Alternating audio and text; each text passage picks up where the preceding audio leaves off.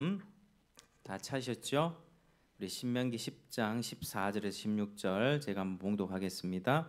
하늘과 모든 하늘의 하늘과 땅과 그 위의 만물은 본래 내 하나님 여호와께 속한 것이로되 여호와께서 오직 내 조상들을 기뻐하시고 그들을 사랑하사 그들의 후손인 너희를 만민 중에서 택하셨음이 오늘과 같으니라. 그러므로 너희는 마음의 할례를 행하고 다시는 목을 곧게 하지 말라. 아멘. 자, 오늘 이제 신명기 10장 14절에 16절 우리 제목이 한번 따라하시겠습니다. 마음의 할례. 제가 마음의 할례에 관해서 우리가 말씀을 살펴보겠습니다. 자, 우리 14절을 우리가 읽었는데요. 우리 같이 한번 읽어보겠습니다. 14절 시작. 하늘과 모든 하늘의 하늘과 땅과 그 위의 만물은 본래 내 하나님 여호와께 속한 것이로되. 아멘. 자, 이 말씀 우리가 딱 읽었을 때 하나님이 만유의 주제라는 뜻입니다. 한번 따라하시겠습니다.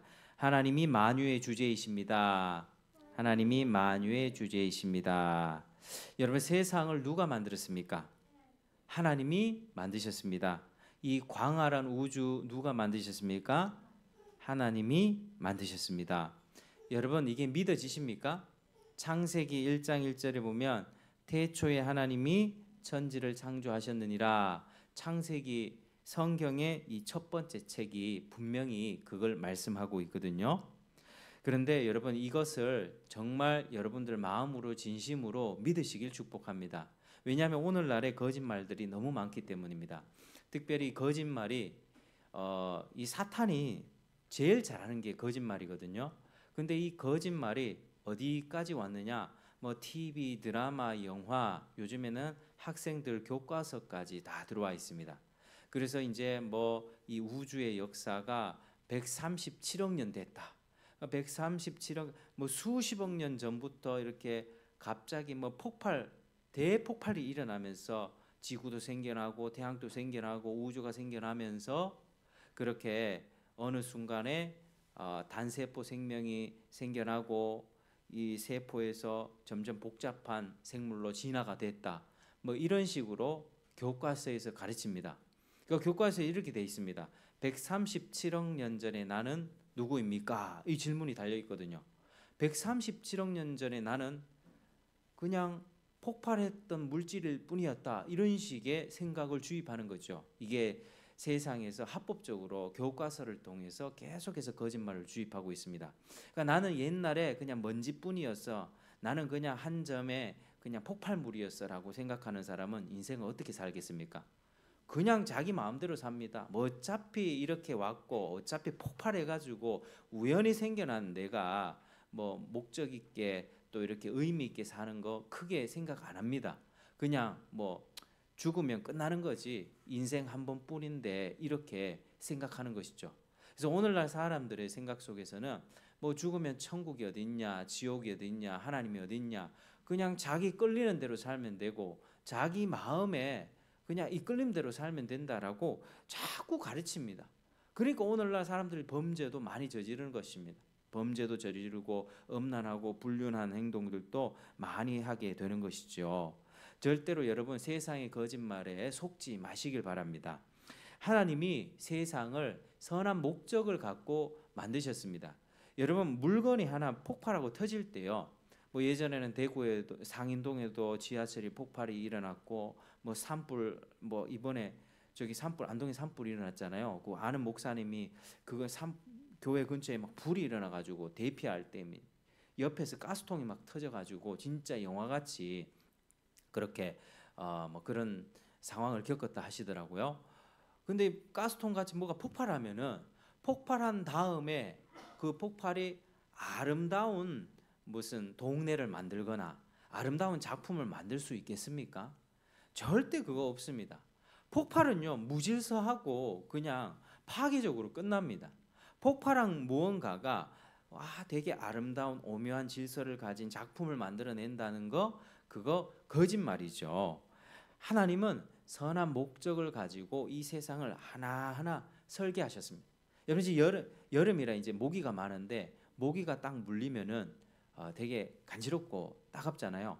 근데 모기를 보면요, 모기가 눈이 100개래요. 100개. 모기의 눈이 100개가 달려 있고 아주 오묘하게 그렇게 지음받았다 하거든요. 그리고 피를 빨아먹을 때도 그렇게 피가 오염되지 않도록 그 피를 빨아먹고 그거를 자기 자체에서 잘 그 순환할 수 있도록 그렇게 모기 몸이 그 조그마한 모기 몸에 그렇게 아주 오묘하게 설계가 되어 있다고 합니다.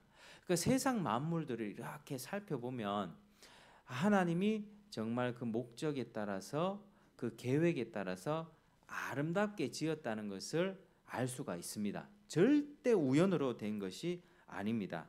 그러니까 우리 학생들 같은 경우면 자연을 보면서 이 생물을 공부하면서 코끼리 뭐 사회를 공부하면서 과학을 공부하면서 뭘 발견해야 되냐? 이 세상이 우연으로 된 거지가 아니라 이 아름다운 세상을 아주 정교하고 복잡하면서도 아주 질서 있게 만들어준 그 창조주 하나님이 계시는구나. 이걸 아는 게 사실 공부거든요. 그래서 예전의 과학자들은 다 그걸 인정했습니다. 요하네스, 케플러라든지 뉴턴이라든지 이런 사람들이 있죠. 17세기 이때 넘어가는 요 과학자들은 다 하나님을 잘 믿는 사람이었습니다. 그런데 이제 하나님을 버려버리고 하나님 없다라고 하는 사상들이 점점 들어오면서 자연 자체가 숭배되기 시작했습니다. 자연 만물, 웅장한 우주, 그 우주를 만드신 하나님을 보지 못하게 된 것입니다. 그런데 오늘 본문은 분명히 말씀하고 있습니다. 하늘과 모든 하늘의 하늘과 땅과 그 위의 만물은 내 하나님께 속한 것이로되 하나님이 만드셨고 그거 하나님 거라고 말씀을 하시는 것입니다. 여러분 우리가 한번 따라 하시겠습니다. 하나님은 이 세상의 주인이십니다. 하나님은 이 세상의 주인이십니다. 모든 것은 하나님 것입니다. 모든 것은 하나님 것입니다. 여러분 이것을 우리가 반드시 기억해야 됩니다. 그런데 이 세상의 주인이신 하나님께서는 그분의 기뻐하시는 뜻대로 사람들에게 이 땅도 나눠 주십니다. 이게 사도행전 17장 26절에 보면 이렇게 말씀을 하고 있습니다. 인류의 모든 족속을 한 혈통으로 만드사 온 땅에 살게 하시고 그들의 연대를 정하시며 거주의 경계를 정하셨으니 이렇게 말씀하시는데, 자, 하나님이 맨 처음에 우주와 이 만물과 이 지구를 만드시고 만들었던 첫 번째 사람이 누구였습니까? 아담과 하와였죠. 아담과 하와, 한 남자와 한 여자로 인해 가지고 이렇게 모든 인류가 이만큼 많아졌습니다. 근데 아담과 하와에게 살라고 했던 그 땅 이름이 있습니다. 에덴 동산이죠. 에덴 동산. 아담과 하와에게 살라고 한 그 동산 이름이 에덴 동산. 그리고 아담과 하와를 통해서 이 후손들을 그렇게 온 세상에 퍼뜨리셨습니다. 점점 많아지게 하셨죠. 아담과 하와가 죄를 짓지 않았더라면 영원히 살았을 텐데, 그런데 죄를 짓는 바람에 죽음이 들어오게 됐습니다. 하나님과 관계도 끊겨버렸고 뭔가 문제가 생겼습니다. 서로에게 서로 부끄러움을 느끼기 시작했고, 그러면서 사람의 수명도요, 사실 이제 아담이 930세를 살았는데 그게 뭘 얘기하냐면 사람이 거의 1000년을 살았다는 게 잘 믿어지지 않잖아요. 창세기 분명히 기록되어 있거든요. 그때 아담과 그 후손들은 거의 900살, 800살 이 정도 살았습니다.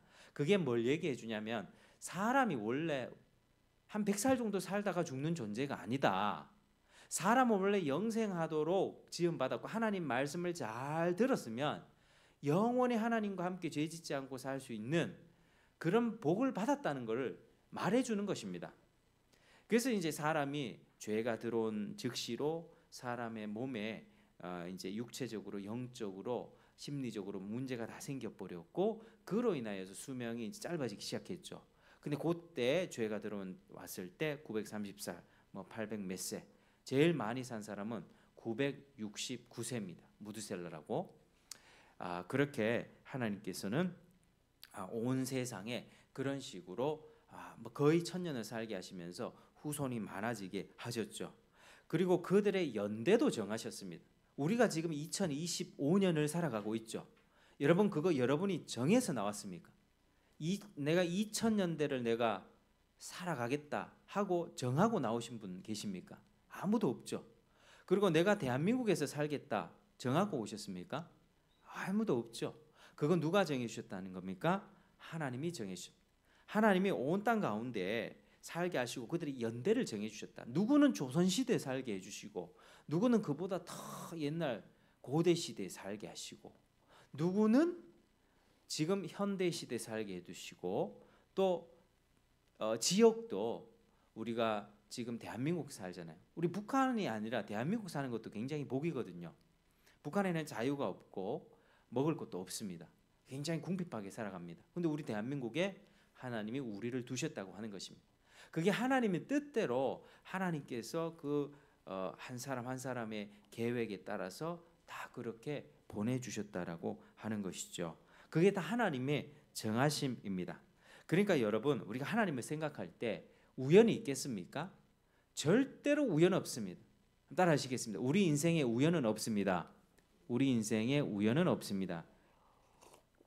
저와 여러분들이 이렇게 만나게 되고 또 교회를 나오시게 되고 이렇게 알게 되는 것도요, 절대로 우연이 없습니다. 하나님이 다 정하신 계획 속에서 일어나게 됩니다. 그러니까 세상에 막 큼직한 일들이든 전쟁이든 아니면 작은 소소한 작은 일들이든 우연은 절대로 없습니다. 하나님이 다 작정하시고 그 작정하신 바를 실행하신 결과로 일어나는 것입니다. 여러분들이 살고 있는 2025년 이 시기, 지금 대한민국 정치권이 굉장히 혼란스럽고 IMF보다 더 먹고 살기 힘든, 자영업자들이 줄줄이 폐업하는 이 경제적 위기 속에서 참 사람들이 자살도 많이 하는 여러 가지 위기, 참 많이 풍족하잖아요. 진짜 옛날보다는 풍족한데 사는 게 행복하지가 않아. 지금 우리가 살아가고 있는 이때에도 하나님이 지금 그것을 우리에게 허락해 주셨다는 것입니다. 거주 지역, 대구 반야월이라고 하는 지역도 내가 이사 와서 여기 사는 것 같지만 하나님이 정해 주셨다는 것입니다. 여러분, 무엇보다도 하나님의 주권을 인정하는 여러분 되시길 바랍니다.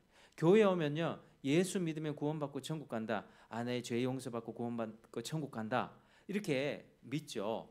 그런데 구원받고 천국 간다라고 하는 그거 이전에 알아야 될 게, 그 예수가 누구인가?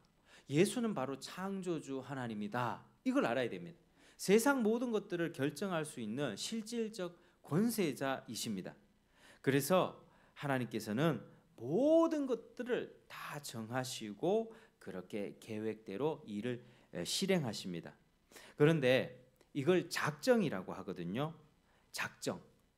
큰 일이든 작은 일이든 다 하나님의 손바닥 안에 있습니다. 여러분, 이번에 대통령 뽑힌 일도 어떤 사람들은 굉장히 좋아하지만 상식이 있는 보통 사람들은 이게 문제가 있다라고 또 생각을 할 수 있죠.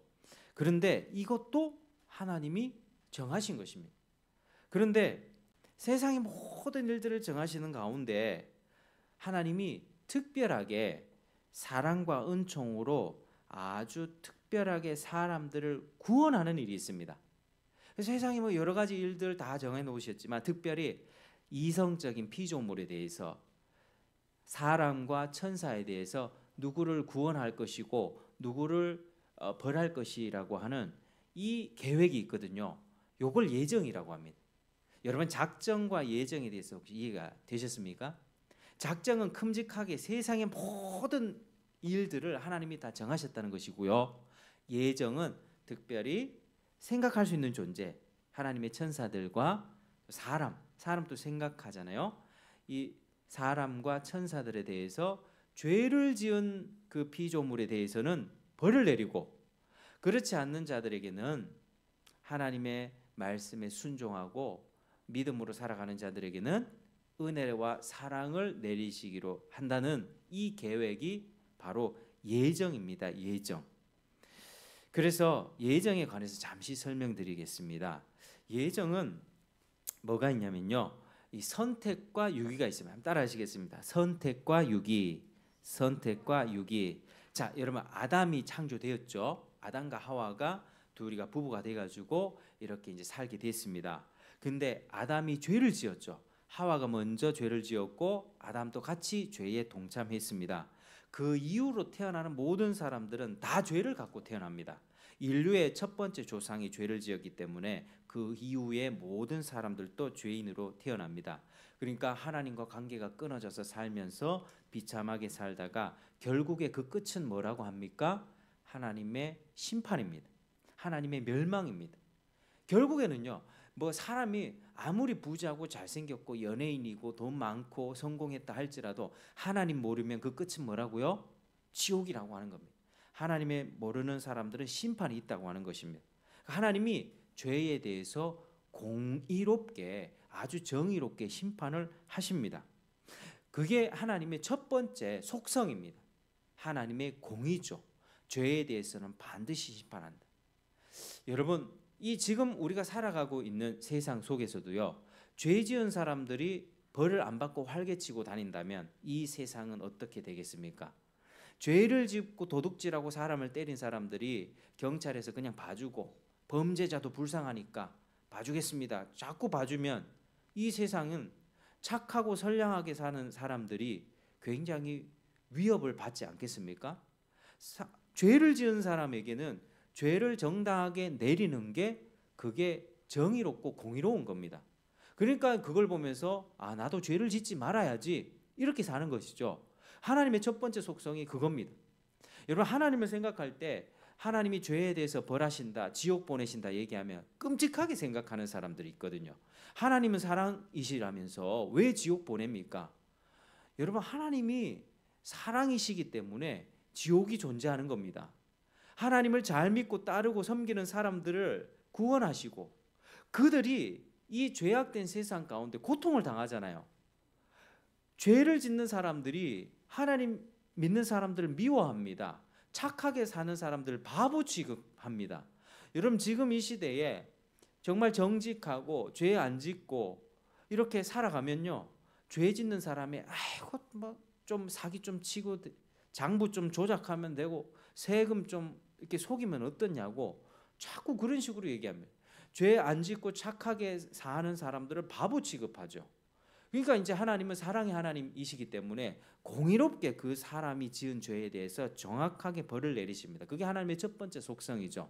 하나님은 죄를 반드시 심판하신다는 것을 기억하시길 바랍니다. 자, 두 번째 하나님은 어떤 속성을 갖고 계시냐면 하나님은 모든 인류가 그러면 다 지옥 가야 되잖아요. 모든 인류가 다 지옥 가고 멸망받아야 되는데 그 중에서 하나님이 불쌍히 여기셔서 구원해 주는 사람이 있다고 하는 것입니다. 어떤 사람에게는 하나님의 풍성한 은혜와 자비를 베풀어서 영원한 생명을 얻도록 하십니다. 하나님 나라에 들어올 수 있도록 은혜를 베풀어 주신다는 것입니다. 그게 바로 선택입니다. 여러분, 첫 번째 하나님께서 공의롭게 죄를 심판하시는 거는요, 그래 네가 죄 짓는 식대로 그냥 살아라, 하나님이 버려두시는 거예요. 네 고집대로 네 식대로 살다가 너는 지옥 가라, 하나님이 버려두시는 거고요. 그런데 그런 사람 중에 얼마의 그룹에게는 은혜를 베풀어 주셔서 너 그렇게 살면 안 되는 거야, 회초리도 때리고 하나님 품으로 자꾸 이끄신다는 거죠. 세상 모든 일을 섭리하신 하나님께서 사업이 망하게 한다든지 아니면은 건강에 문제가 생기게 한다든지 어떤 인생의 골치 아픈 문제를 하나님이 주세요. 그래가지고 그런 여러 가지 문제를 통해서 하나님 진짜 살아계신가, 예수님이 진짜 살아계신가, 인생에 대해서 고민하게 하면서 주님께로 인도하시는 것입니다. 그래서 예수님을 믿도록 이렇게 섭리하시는 게 그게 선택입니다. 여기 여러분, 유기와 선택에 관해서 좀 아시겠죠? 자, 한번 따라 하시겠습니다. 유기는 하나님의 버려두심입니다. 유기는 하나님의 버려두심입니다. 자, 선택은 하나님의 사랑의 선택입니다. 선택은 하나님의 사랑의 선택입니다. 자, 여러분, 그러면 이때 우리가 생각해 봐야 될 게 있습니다. 선택받지 못하고 버려진 자들에 관해서는 어떻게 생각해야 됩니까? 하나님의 불공평해서 그들을 버린 겁니까?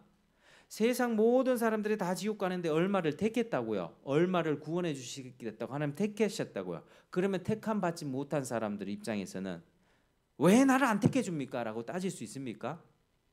그럴 수 없다는 겁니다. 여러분, 하나님이 불의하고 불공평해서 그들을 선택하지 않은 게 아닙니다. 하나님은 한 그룹에 대해서는요, 원래 자기들이 지었던 죄에 대해서 공평하게 벌을 내리십니다. 그들이 죄의 값을 온당하게 받도록 하셨습니다.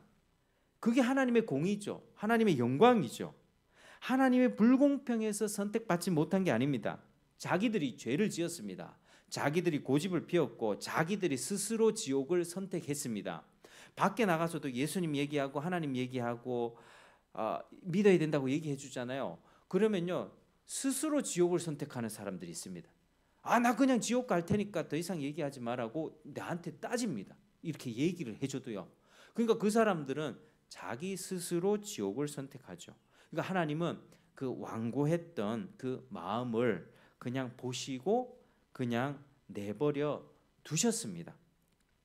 여러분, 절대로 하나님의 그 예정과 선택을 배우면서 하나님이 불공평하다고 오해하지 마시길 바랍니다. 하나님이 불공평하다 생각되어집니까, 여러분? 어떻습니까? 하나님이 불공평한 것 같으십니까? 아니면은 하나님이 공의롭고 정의로운 것 같습니까? 하나님이 공의롭고 정의로우십니다. 절대 하나님은 불공평한 것이 아닙니다. 여러분, 하나님은요, 세상 모든 사람들을 구원해 줄 의무가 없습니다. 하나님은 세상 모든 사람들을 이렇게 전부 다 구원해 주고 천국 보내줄 의무가 없다는 거죠. 사람들은요, 어떻게 처음에 지음 받을 때 창조됐냐면요, 옳고 그름을 알도록 지음 받았습니다. 하나님께서 사람을 딱 만드시고 이건 옳은 거야, 이건 틀린 거야, 옳고 그른 것, 선과 악을 알 수 있도록 하나님이 처음에 법도 주셨죠. 선악과 이거는 절대 먹으면 안 돼, 먹으면 악이야. 하나님이 법도 주셨고요, 그 마음에 양심도 주셨습니다. 그래서 하나님께서는 사람을 그렇게 책임 있는 존재, 자기의 행동에 대해서 책임을 져야 하는 존재로 지어주셨습니다. 그러니까 죄를 지었을 때는 누가 책임져야 된다? 자기가 책임져야 된다. 죄를 지어놓고 아담이 자기가 지어놓고 하나님 왜 선악과 만들어 놨습니까? 하나님한테 따질 수가 없다는 거예요. 하나님은 분명히 이거는 먹으면 절대 안 되는 거라고 법을 주셨잖아요. 기준을 주셨잖아요. 그리고 사람은 그걸 정확하게 이해했고 처음에 사람은 그걸 지킬 능력이 있었습니다. 근데 자기가 그걸 안 지켰다는 거죠. 그러니까 사람은 자기의 죄에 대한 책임을 져야 되는 것이고, 따라서 죄 지은 사람이 죽어서 지옥 가는 것은 당연한 것입니다. 여러분, 하나님에 대해서 오해하지 마시길 바랍니다. 자꾸 하나님 죄인을 지옥 보낸다면 하나님 끔찍해, 하나님은 불공평해, 이게 아니라니까. 하나님 공의롭고 정의롭기 때문에 지옥을 만들어 주셨고, 거기에 죄를 지은 천사들, 그게 마귀거든요. 죄를 지은 천사들을 거기에 지옥에다가 보내시기 위해서 그 지옥을 만드신 것입니다. 그리고 죄를 지은 사람은 그 범죄한 천사들을 쫓아가는 것입니다. 여러분, 하나님은 그러나 자비의 마음이 크셔서 누구에게는 은혜를 베푸시고 지옥에서 건져 주십니다. 여러분, 우리가 저도 원래 지옥 갈 사람이었습니다. 비참하게 살다가 하나님 모르고 언제 죽을지 모르는 상태에서 그냥 막 아둥바둥 돈 조금 더 많이 벌어보려고 노력하다가 그냥 전 지옥 갈 인생이었다고. 근데 하나님이 부모님을 통해서 예수님을 알려주고 예수님이 믿어야 된다, 천국과 지옥이 있다, 이거를 제가 수십 년 동안 들어왔거든요. 어렸을 때부터 듣고 하다가 20대 중반부터 심각하게 고민하기 시작했고 어느 순간 이제 믿음이 생겼습니다. 그러니까 하나님은 그렇게 하신다. 하나님은 사랑하시는 자에게 그들을 구원을 베풀어 주시고 은혜를 베풀어 주십니다. 그게 하나님 마음이에요. 하나님이 누구를 구원할지 말지는 하나님 마음이에요. 그래서 선택받은 사람들이 천국 가도록 선택받은 사람들이 복받은 것입니다. 여러분, 예정에 대해서 하나님의 주권에 대해서 이해가 되셨지요? 자, 그렇다면 대표적으로 하나님의 예정을 입어서 영생에 들어오도록 선택받은 사람들이 누구였습니까? 이 구약 시대 때 바로 이스라엘 사람들. 우리 구약 성경 딱 펼쳐보면 창세기 이렇게 쭉 나오면서 이제 나중에 이제 이스라엘 백성이 이렇게 생겨나는 것들이, 출애굽기는 이스라엘 백성들이 애굽에서 막 고통당하는 이야기들 나오거든요. 아니, 이스라엘은 저 외국 나라 아니야라고 생각하잖아요. 지금 그 나라하고 성격이 조금 다르긴 한데 지금 그 땅에 옛날에 이 사람들이 정말 살았었습니다. 그리고 이스라엘 백성들이 어떤 백성이 아주 독특한 백성, 하나님이 너희를 구원하겠다라고 건져내셔가지고 하나님과 언약을 맺고 하나님 법을 받았고, 아까 십계명 낭독했잖아요. 십계명을 받았고 하나님 법대로 살도록 부름받은 사람들이 이스라엘 백성입니다. 그게 15절이죠. 15절 같이 읽겠습니다. 시작. 여호와께서 오직 내 조상들을 기뻐하시고 그들을 사랑하사 그들의 후손인 너희를 만민 중에서 택하셨음이 오늘과 같으니라. 아멘. 여러분, 하나님이 사람을 선택하실 때는요, 아담의 자손들 중에서 셋이라고 하는 셋째 아들이 있었습니다. 가인과 아벨을 낳았더니 가인이 동생을 죽여버렸죠. 시기심으로. 그러니까 이제 그 아벨 대신에 낳은 아들이 셋인데 하나님은 아담 그리고 셋 그리고 그 계열을 통해 가지고 자신의 그 사랑과 은혜를 베풀어 주셨습니다. 그 계열이 어디까지, 족보가 어디까지 가냐면요, 노아까지 갑니다. 노아까지.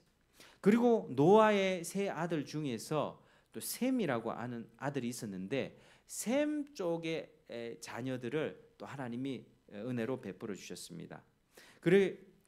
그리고 이 셈의 아들들을 쭉쭉 가다 보면 드디어 아브라함이 나옵니다. 아브라함이 누구냐? 바로 이스라엘의 조상이죠. 아브라함이 선택받았고 아브라함, 이삭, 야곱으로 오면서 이 이스라엘 백성이 이렇게 된 것입니다. 그러니까 하나님은 아브라함을 기뻐하셨고 그 아들 이삭과 야곱을 기뻐하셔서 그 후손인 이스라엘을 여러 민족 중에서 택하셨다. 아니, 그 당시 여러 나라들이 있었을 것 아닙니까? 그런데 아브라함의 후손인 그들을 하나님의 백성으로 구원하셨다고 하는 것입니다.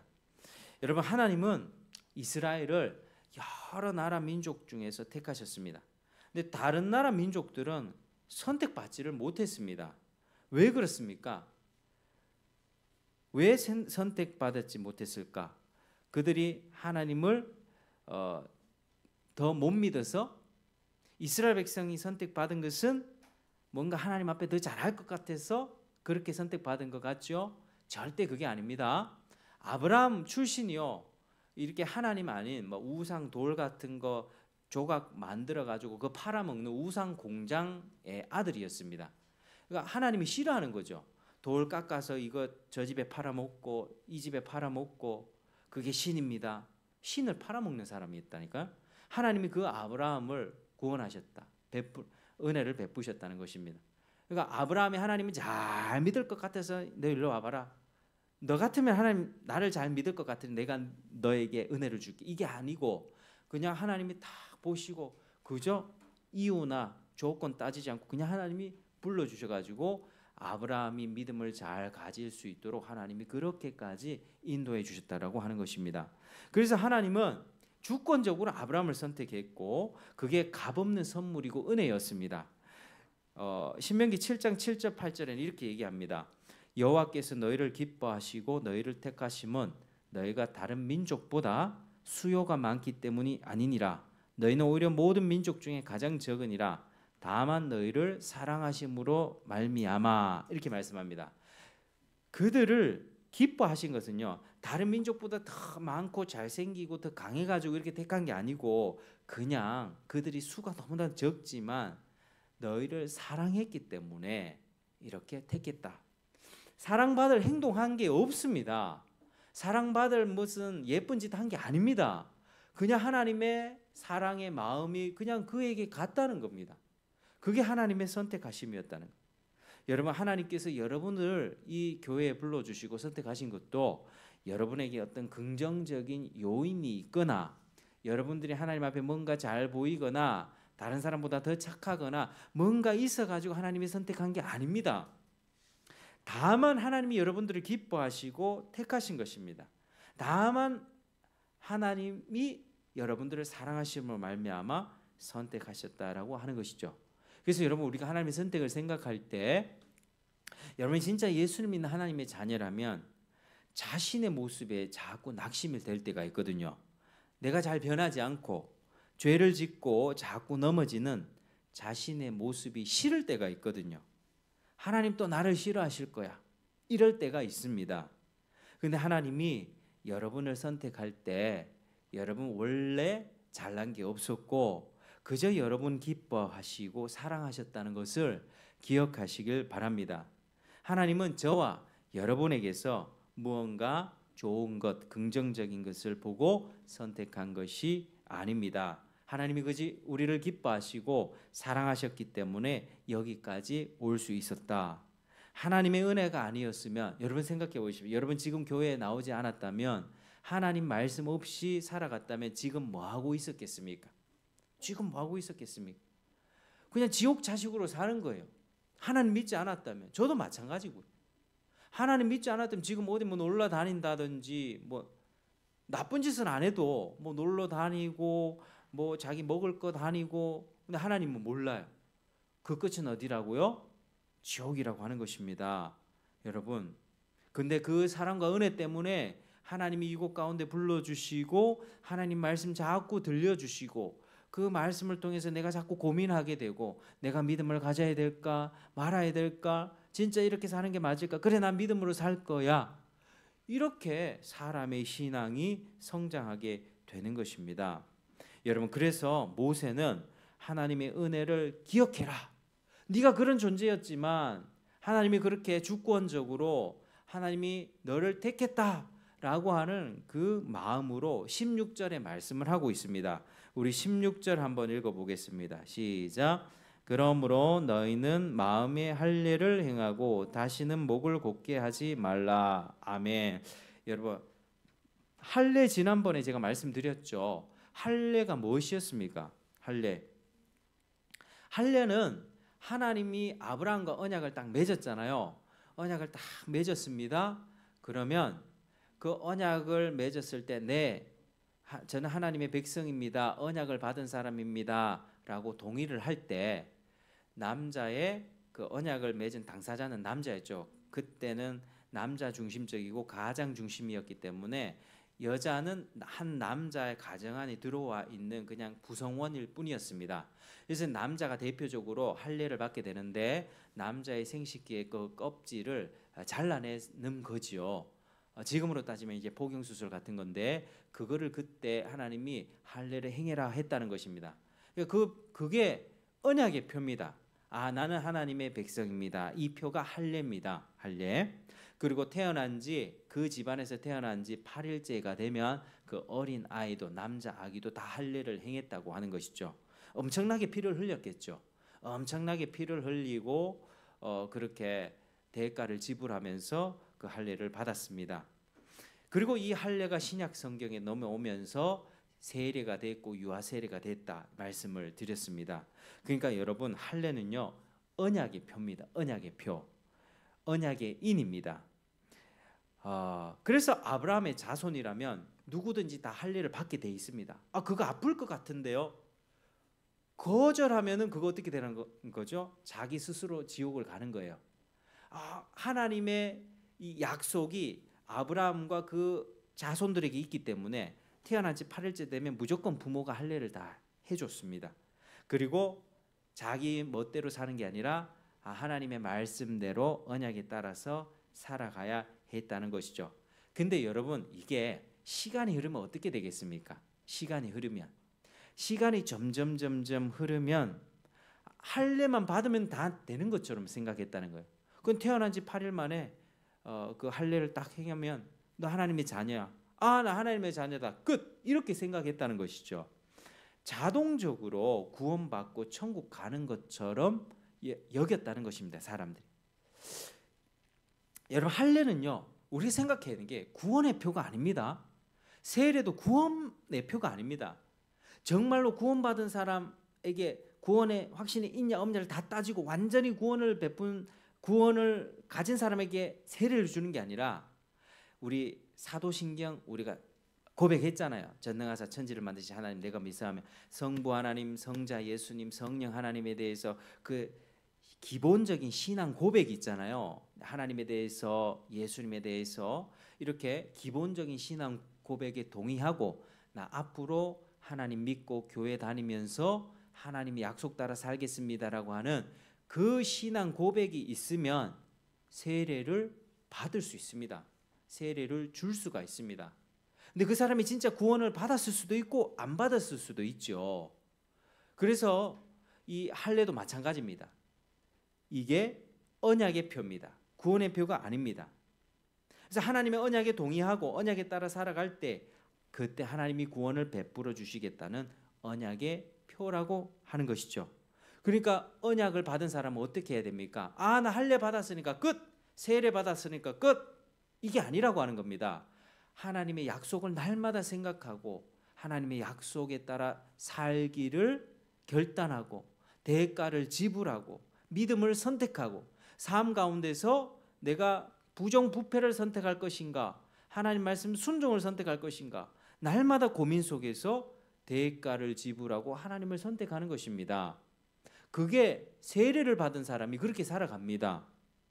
여러분, 그런데 만약 할례를 받아서 자동적으로 구원을 받았다면 이스마엘도 구원받아야 됩니다. 지난번에 저 아이에게 유아 세례 줬잖아요. 유아 세례 줬습니다. 유아 세례 딱 줘놓고 얘가 자동적으로 구원받았다면 저는 아무것도 안 해도 됩니다. 왜? 자동적으로 구원받았어요. 그게 아니라니까요. 천주교는 약간 그런 식으로 가르칩니다. 세례를 받아야지 그 형식 자체에 어떤 효력이 있다고 생각하거든요. 그런데 그렇지 않습니다. 이 세례를 준 다음에 끊임없이 가르쳐야 됩니다. 너는 하나님 말씀이 이러하고 네 하나님 말씀 살아야 되고 너는 죄인이고 예수를 믿어야 된다고 끊임없이 저 아이에게 가르쳐줘야 된다고 하는 것입니다. 그러면 할례가 자동적이었다면 아브라함의 아들이었던 13살 아들이었던 이스마엘도 구원받아야 되죠. 근데 이스마엘은 하나님 아닌 자기 마음대로 살아갔던 사람이었습니다. 그리고 에서도 있습니다. 에서, 야곱의 형님 에서가 있는데 에서도 구원을 받아야 되는데 구원받지 못했습니다. 에서는 세상이 좋았습니다. 사냥하고 먹고 마시는 걸 즐겨했던 사람이 에서였습니다. 할례를 받았지만 하나님과 상관없이 그냥 자기 고집과 자기 생각과 세상을 쫓으면서 살아갔던 인생들이었습니다. 여러분, 할례는 구원을 보장해 주지 않습니다. 세례도 구원을 보장해 주진 않습니다. 그러나 이스라엘 백성은 대부분들은 그렇게 생각했고, 하나님 앞에 죄는 버리지 않은 채 내가 죄인이라고 하고 하나님께 죄를 사함받아야 된다는 이런 진지한 고민은 없는 상태로 형식적인 사람들로 변질되어 버렸다는 것입니다. 그래서 모세는 할례가 형식화되는 것을 주의시키면서 오늘 이 말씀에 어디에 할례를 행해라? 마음의 할례를 행해라. 생식기의 껍질을 벗겨냈고 잘라낸 거, 그거 할례가 중요한 게 아니라 그보다 더 중요한 것은 네가 마음의 할례를 받는 것이다 라고 이야기를 합니다. 목을 곧게 하지 않는다고. 목을 곧게 한다는 건 뭡니까? 목이 빳빳해가지고 자기 고집대로 고개를 수그리지 않은 채 자기 고집과 자기 생각대로 살아가는 그 삶을 버리라고 하는 것입니다. 예레미야는 이걸 그렇게 설교를 했습니다. 너희는 스스로 할례를 행하여 마음의 가죽을 베라. 마음의 가죽이 있습니까? 마음을 새롭게 하라고 하는 것입니다. 나 여호와께 속해라. 그리하지 아니하면 너희 악행으로 말미암아 내 분노가 불같이 일어나 사르리니 그것을 끌 자가 없으리라. 이렇게 말씀하고 있습니다. 여러분, 할례는요, 아브라함의 집안이라면 부모가 다 해줬습니다. 태어난 지 8일째 만에 애가 선택권이 어디 있겠습니까? 아기가 태어나면 8일째 만에 다 할례를 행해줬다고요. 자기가 행한 거 절대 아닙니다. 부모가 해줬습니다. 근데 예레미야는 뭐라고 얘기합니까? 너희 스스로 할례를 행해라. 마음 가죽을 베어버려라. 여호와께 속하라고 하는 이 말씀을 굉장히 강조했습니다. 나는 아브라함의 자손으로서 우리 부모가 할례를 해줬고 나는 당연히 선택을 받았고 자동적으로 천국 간다, 이 생각을 버리라고 하는 겁니다. 그럼 유아세례 받은 사람들 다 천국 가야죠. 그렇지 않은 사람들 굉장히 많거든요. 여러분, 이게 마음의 할례를 행위라고 하는 것은요, 스스로 하나님이 어떤 분인가를 계속 생각해보고 하나님 앞에 네 자신이 얼마나 큰 죄를 지으면서 살아가는 것인지 고민하고 악을 버리고 하나님께 돌아가라, 하나님께 속하라고 그렇게 명령하고 있는 것입니다. 여러분, 신앙은요, 부모 세대에서 다음으로 이렇게 흘러갈 때 형식화되고 변질되기가 너무 쉽습니다. 저때 저희 부모 세대 때 신앙생활 하던가 하고 저희하고 저희 자녀 때하고 신앙생활 하던 것이 지금 점점 약해지고 있거든요. 저희 부모님 세대 때는요, 정말 하나님 사랑했던 사람입니다. 예배를 소중하게 여겼고요. 그리고 밥도 먹지 않고 나라의 위기가 있고 어려움이 있으면 하나님 앞에 기도했고 하나님을 찾았던 그런 우리 어른들이 그렇게 신앙생활을 했습니다. 근데 점점 편해지고 배불러지고 그리고 사람들의 생각들은 점점 타락에 물들어가고 있습니다. 변질되기가 너무 쉽다는 거죠. 그러게 이제 기독교 집안에서 태어난 아이면 뭐 주일마다 교회 갔고 뭐 부모 의해서 유아세례도 받았고 성경책도 읽고 그런 신앙생활의 모양에 익숙해지다 보면 그게 자기 신앙인 것으로 착각할 수가 있습니다. 이게 모태 신앙의 어떻게 보면은 제일 안 좋은 점이죠. 어렸을 적부터 부모의 손에 이끌려서 교회를 계속 다닌 사람은 자기가 뭔가 신앙이 있는 것으로 생각하거든요. 절대 그렇지 않습니다. 여러분, 중요한 것은 그 모양이 있다는 것에 만족하는 것이 아니라 내가 진짜 하나님께 속했는가? 여러분 진짜 하나님께 속하셨습니까? 우리 중에는 어렸을 때부터 모태신앙으로 교회를 다니신 분도 있고 나중에 나이 들어서 다니신 분도 있을 텐데 정말 내가 하나님께 속해 있는가? 내 죄가 용서받았는가? 구원을 받고 영생을 얻었는가? 하나님 영광을 위하여 살아가고 있는가? 이걸 돌아보라, 이 말씀입니다. 여러분, 자녀들은요, 부모가 깔아준 그 바탕 위에서 자기 믿음에 대해서 진지하게 고민하고 생각하고 자기 고집을 버리고 확실하게 언약의 자손으로 살아갈 수 있도록 애써야 됩니다. 부모도 애를 써야 되지만 자기 스스로의 입장에서도 애가 10살, 11살, 12살 이제 머리가 점점 커가잖아요. 스스로 생각할 수 있는 나이가 되잖아요. 그러면 생각하는 거예요. 내가 진짜 구원받았나? 난 천국 갈 수 있는 건가? 하나님 사랑하는 사람 맞는 건가? 여러분, 그런 과정을 통해서 믿음이 생겨나는 것입니다. 모세는 바로 그 점을 강조하고 있습니다. 다시 한번 16절 읽어보겠습니다. 16절 시작. 그러므로 너희는 마음의 할례를 행하고 다시는 목을 곧게 하지 말라. 여러분, 왜 그렇습니까? 하나님의 은혜와 선택을 받은 자들이기 때문입니다. 그래서 은혜에 합당하게 살아라. 네가 선택을 받았냐? 아브라함의 자손으로 태어났냐? 할례를 받았지. 그런데 네 마음은 할례를 받은 것 맞니? 네 마음은 정말 하나님께 속한 것 맞냐고 하나님이 이걸 물어보시는 것입니다. 여러분, 오늘 말씀을 이제 정리를 하겠습니다. 여러분, 오늘 말씀을 통해서 무엇보다도 여러분 하나님의 주권을 인정하는 여러분 되시길 바랍니다. 세상에 우연은 없습니다. 모든 것 다 하나님이 결정하십니다. 세상에 타락한 인간들 중에서 그 자기 죄를 그대로 지불하고 자기 죄값을 담당하고 지옥 갈 인생들 하나님이 그대로 내버려 두십니다. 그러나 그 인생들 중에 얼마를 구원하십니다. 그게 하나님의 은혜의 역사입니다. 그분이 기뻐하시는 대로 사람들을 이 땅 가운데 보내주시고 2000년대 살게 해주실지 아니면은 과거 고대 시대 때 살게 해주실지 그 하나님이 다 결정하시는 것입니다. 여러분들이 지금 이 시기에 살면서 교회에 와서 하나님의 말씀을 듣고 신앙에 대해서 진지한 고민을 할 수 있다면 이것은 하나님의 은혜, 언약 안으로 초대해 주시는 것입니다. 영원한 구원으로, 영원한 영생으로 불러주시는 것입니다.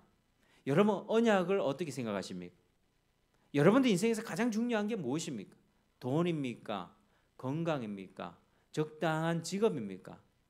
그냥 맛있는 거 먹고 그냥 행복하게 사는 걸 가장 좋게 생각하십니까? 아니면 때마다 그냥 해외 여행 다니고 이번에 연휴 꼈을 때 뭐 발리, 외국 베트남 뭐 놀러 다니고 그냥 그걸 여러분의 삶의 목적으로 삼으십니까? 여러분, 언약을, 하나님의 은혜 언약을 가장 귀하게 여기는 여러분 되시길 축복합니다. 예수님을 가장 소중히 여기십시오. 마음의 할례를 받기 위해서 애를 쓰십시오. 구원은요, 절대로 그냥 일어나지 않습니다. 어느 예배 참석했다고, 교회 예배 드리고 말씀 한번 들었다고 그렇게 믿음이 생겨나지 않습니다.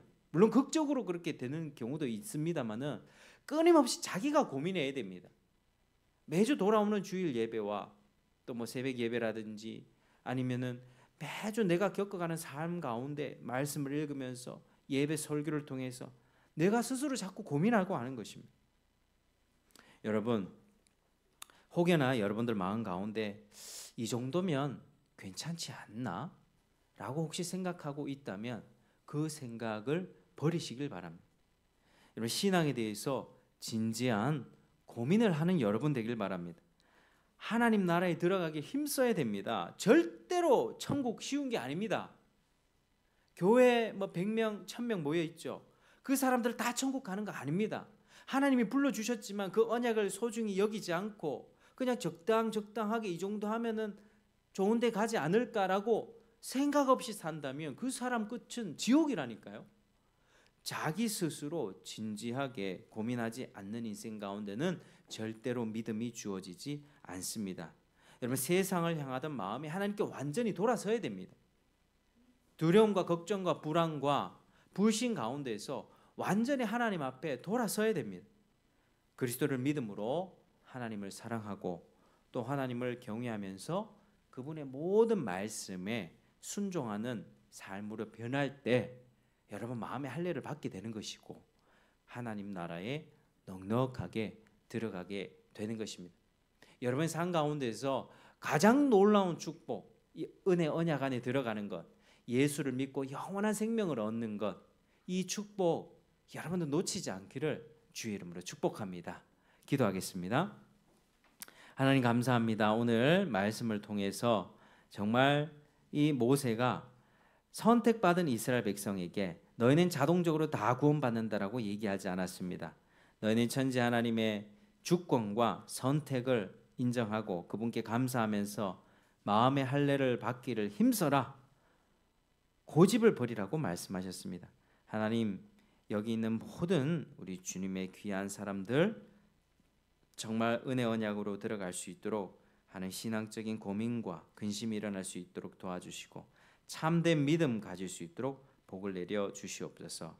하나님 아버지, 정말 이 마음의 할례를 받기에 정말 힘쓰고 구원받는 주의 백성 되고 하나님 영광 위에 살아가는 귀한 주의 자녀 되게 도와주옵소서. 예수님 이름으로 기도드립니다.